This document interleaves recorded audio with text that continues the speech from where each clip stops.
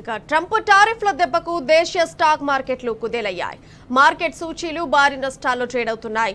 సెన్సెక్స్ 2700 పాయింట్లకు పైగా నష్టపోగా నిఫ్టీ 800 పాయింట్లకు పైగా లాస్ లో ట్రేడ్ అవుతుంది. సెన్సెక్స్ నిఫ్టీ దాదాపు 10 నెలల కనిష్ట స్థాయికి పడిపోయాయి.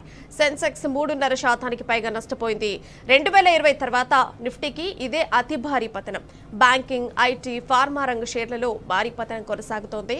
అటు ట్రంప్ టారిఫ్ల ప్రభావం అంతర్జాతీయ మార్కెట్ల పైన పడింది. వాణిజ్య యుద్ధ భయాందోళనలు పెరిగి మార్కెట్ సెంటిమెంట్ ప్రతికూలంగా ఉంది. గత వారం నష్టాలను మూటగట్టుకున్న మార్కెట్లు ఈ వారం కూడా ప్రతికూలంగా ప్రారంభమయ్యాయి. ఇప్పటికే ఆసియా మార్కెట్లు కూడా భారీ నష్టాలను చవిచూస్తున్నాయి.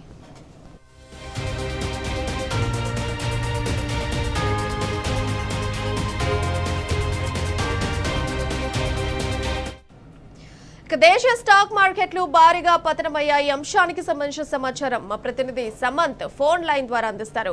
అయితే సమంత్, దేశీయ స్టాక్ మార్కెట్లు ఎలా సాగుతున్నాయి? గుడ్ మార్నింగ్ అండి. దేశీయ స్టాక్ మార్కెట్ ఈ రోజు అవడంతో హెవీగా షట్డౌన్ తో ఎస్పెషల్ వచ్చేసి మనకు నిఫ్టీ సెన్సెక్స్ చూస్తుంటే ఇంకా నిఫ్టీ 1000 పాయింట్స్ క్రాష్ అయింది. అలాగే సెన్సెక్స్ వచ్చి ఆల్మోస్ట్ 3000 పాయింట్స్ క్రాష్ అయింది. సో దీంట్లో మెయిన్ రీజన్స్ ఏమై ఉంటుంది కావాలని అనుకుంటే కనుక మనము టెక్నికల్ గా చూసుకుంటే మార్కెట్ లో డిమాండ్ అనేది కొంచెం తక్కువ ఉంది. షేర్స్ అనేది కొంచెం ఓవర్ వాల్యూలో ఉన్నాయి ఈక్విటీ మార్కెట్స్ వచ్చేసి. సో అది ఇప్పుడు కాదు, మనకి డౌన్ ఫాల్ అనేది ఆల్ టైమ్ హై నుండి ఆల్మోస్ట్ 6 months ఉంది. అంటే దీపావళి తర్వాత నుండి మార్కెట్ క్రాష్ అవుతూనే వస్తున్నాయి.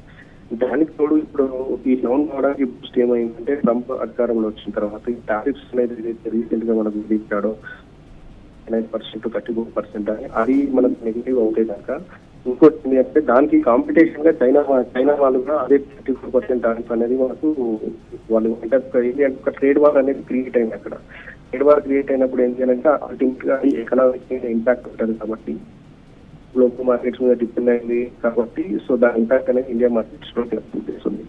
అందులో ఫాల్ అనేది వచ్చింది. ఎస్పెషల్లీ చూసుకుంటే బ్యాంకింగ్ సెక్టర్ కూడా చాలా రాగైంది. ఇది చాలా మేజర్ ఫాల్.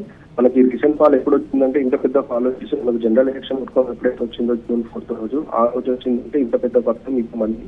అంతకుముందు మనకు కరోనా టైంలో అంటే మార్కెట్ అది మనకు వరల్డ్ వైడ్ ఎప్పుడైతే లాక్డౌన్ వచ్చిందో ఆ టైంలో ఫాల్ అనేది వచ్చింది.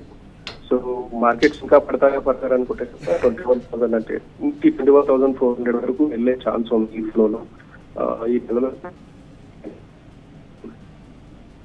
Right Samanth, thank you.